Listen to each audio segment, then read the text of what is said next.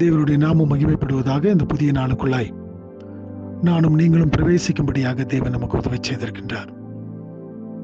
தேவன் மறுபடியுமாய் ஜீவனுள்ள ஒரு தேசத்திலே உங்களுக்கும் எனக்கும் இந்த ஒரு புதிய நாளிலே பிரவேசித்து ஜீவனோடும் சுகத்தோடும் பலத்தோடும் நானும் நீங்களும் இந்த நாளை துவங்கும்படியாக தேவன் நம்மோடு கூட இருந்து நம்மை வழிநடத்தும்படியாய் தேவனுடைய சமூகத்தில் நாம் கூடி வந்திருக்கின்றோம்.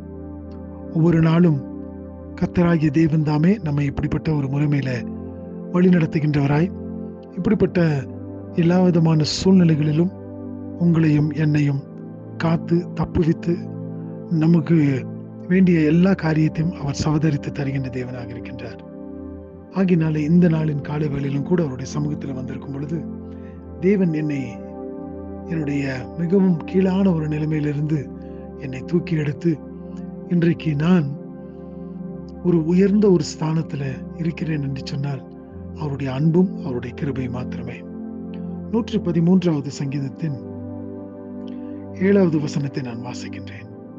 Psalm 113 verse 7. அவர் சிறியவனை புழுதியிலிருந்து தூக்கி விடுகிறார், எளியவனை குப்பையிலிருந்து உயர்த்துகிறார். வசனத்துல பார்க்கும் பொழுது கர்த்தர் ஒருவன் சிறியவனாக காணப்படுவான் என்று சொன்னால், எளியவனாக காணப்படுவான் என்று சொன்னால் அவனை அதே விதத்தில் விட்டு விடுவதில்லை. தேவன் மன உருக்கமும் இரக்கமும் உள்ளவராக இருக்கின்றார். இந்த தேவன் உங்களையும் என்னையும் நடத்தக்கூடியவராக இருக்கின்றார். இந்த தேவன் தாமே அவர் சிறியவனை புழுதியிலிருந்து தூக்கி விடுகின்ற தேவனாக இருக்கின்றார். சிறியவன் தானே, இவன் அப்படியே போகட்டும் என்று சொல்லி விட்டு விடுவதல்ல.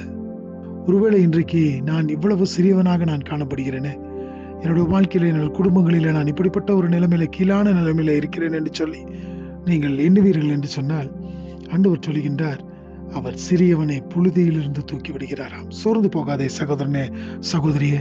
இந்த புதிய நாளுக்குள்ளாய் வந்திருக்கும் பொழுது கர்த்தர் பெரிய காரியங்களை செய்ய அவர் போதுமானவராய் இருக்கின்றார். அது மாத்திரமல்ல, எளியவனை குப்பையிலிருந்து உயர்த்துகின்ற தேவனாக இருக்கின்றார். ஒன்றுமே இல்லை, நான் குப்பையாக நான் காணப்படுகிறேன் என்று சொல்லி நீ நினைக்கலாம். ஆனால் எளியவனை குப்பையிலிருந்து அவர் தாமே உன்னதங்களிலே வீற்றிருக்கும்படியான ஒரு கிருபையை பாராட்டுகின்ற தேவனாக இருக்கின்றார். இந்த தேவன் தானே இந்த நாள் முழுவதும் உங்களை வழிநடத்தி உங்களை பாதுகாத்து உங்களுக்கு வேண்டிய எல்லா விதமான கிருபைகளையும் தந்து உங்களை ஆசீர்வதிப்பாராக. இந்த நாளுக்குள்ளாய் கடந்து செல்லும் பொழுது இந்த தேவன் உங்களுக்கு முன்பதாக செல்லுகின்றார். பயப்படாதே, கலங்காதே. அவர் உன்னுடைய தேவனாக, நம்முடைய தேவனாக காணப்படுகின்றார். இந்த நாளை நமக்கு ஆசீர்வதித்து கொடுப்பாராக.